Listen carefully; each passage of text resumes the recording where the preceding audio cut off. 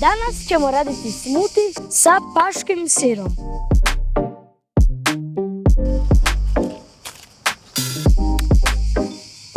Nabrali smo i smokve koje ćemo koristiti u smutiju. U blender prvo stavimo jednu bananu i razrežemo je u komadiće. Zatim ćemo staviti hravlju skutu.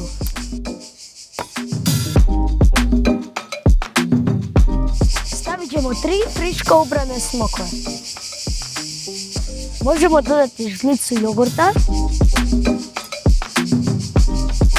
Uzet ćemo šaku mendula i stresti uz djelo. Stavit ćemo mlika do vrha sastojka, žličicu meda i za kraj par kockica paškog sira.